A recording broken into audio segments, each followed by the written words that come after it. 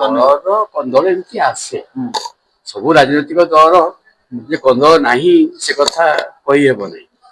ଗୋଟେ ସମୟରେ ଭାରତୀୟ ଜନତା ପାର୍ଟିର ବାଙ୍ଗାରୁ ଲକ୍ଷ୍ମୀ ସଭାପତି ଥିଲେ, ତାକୁ ତ ଫେର ଗୋଟେ ସ୍କାଣ୍ଡାଲ ରେ ତାକୁ ତ ବି ଇସ୍ତଫା ଦେବାକୁ ପଡିଲା, ଗୋଟେ ଅଲ ଇଣ୍ଡିଆ ପାର୍ଟି ଏର ବି ଇସ୍ତଫା ଦେବାକୁ ପଡିଲା ବାଙ୍ଗାରୁ ଲକ୍ଷ୍ମଣ।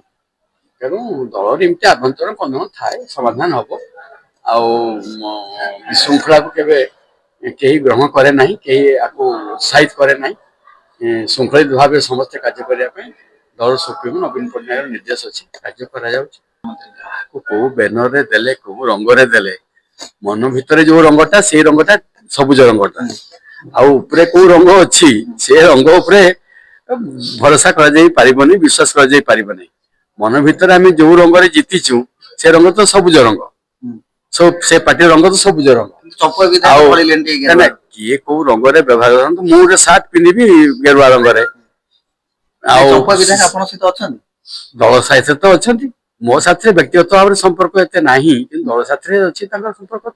କଣ କହିଥିବେ ସେ ତାଙ୍କର ବ୍ୟକ୍ତିଗତ କଥା। ସେଟା ଏଇ ଯୋଉ ବ୍ୟାନରଟି ଆପଣ ଦେଖୁଛନ୍ତି ଗେରୁଆ ବ୍ୟାନର କହିଲି ପରା, ମନ ଭିତରେ ତ ଗୋଟେ ବ୍ୟାନର ଆମର ଅଛି ସବୁଜ ବ୍ୟାନର, ସେଇ ବ୍ୟାନରରେ ସେ ଜିତିଛନ୍ତି।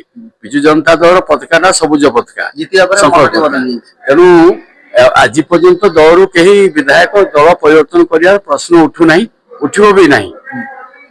ଆଉ ତେଣୁ ଗେରୁଆ ବସ୍ତ୍ର କିଏ ପରିଧାନ କଲା ବା ଗେରୁଆ ରଙ୍ଗରେ କଣ ବ୍ୟାନର କଲା ମାନେ ନୁହେଁ ଯେ ସେ ଦଳକୁ ଛାଡିଦେଲେ। ମୁଁ ଯାହା ବୁଝୁଛି କେନ୍ଦୁଝର ଜିଲ୍ଲାର ଦୁଇ ବିଧାୟକ ସନାତନ ମହାକୁଡ, ବଦ୍ରି ପାତ୍ର ବିଜେଡି ପ୍ରତି କେନ୍ଦୁଝର ଜିଲ୍ଲା କଥା କେଉଁଝର ବିଧାୟକ ମାନଙ୍କୁ ପଚାରିଲେ ସେ ଠିକ ଉତ୍ତର ଦେଇଦେବେ। ହଁ ଯେ ବରିଷ୍ଠ ହେଇପାରନ୍ତି, କିନ୍ତୁ ତାଙ୍କ ଜିଲ୍ଲା କଥାରେ ତାଙ୍କୁ ପଚାରିବେ, ଆଉ ସେ ଠିକ ଉତ୍ତର ତାଙ୍କଠୁ ପାଇଯିବେ ସେ ବିଷୟରେ।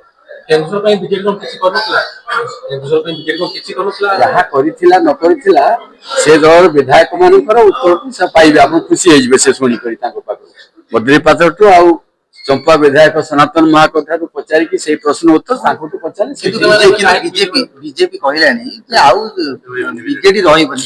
ଶୁଣନ୍ତୁ, କାହାକୁ କେ ଦଳ କିଏ କମେଣ୍ଟ ଦେଲା ସେଥିରେ ଯାଏ ଆସେ ନାହିଁ।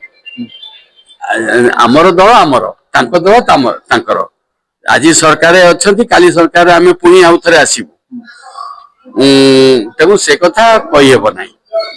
ଫର୍ଚୁନ ଟେଲର କୌଣସି ନୁହେଁ ବ୍ୟକ୍ତି, ଦଳର କୋଉ ଫର୍ଚୁନ ଟେଲର ନୁହେଁ ଯେ ସେ ସବୁ କରିଦବ, ସବୁ ଆସିବ। କିନ୍ତୁ ଦଳର ବିଧାୟକ ମାନେ ଏକା ଆସନ୍ତି, ଏକାଠି ତ ଅଛି କଥା। ମୋର ଯେତେ ଧାରଣା ଅଛି ଆମେ ସବୁ 50 ବିଧାୟକ ୱାନ୍ ଆଣ୍ଡ ୟୁନାଇଟେଡ।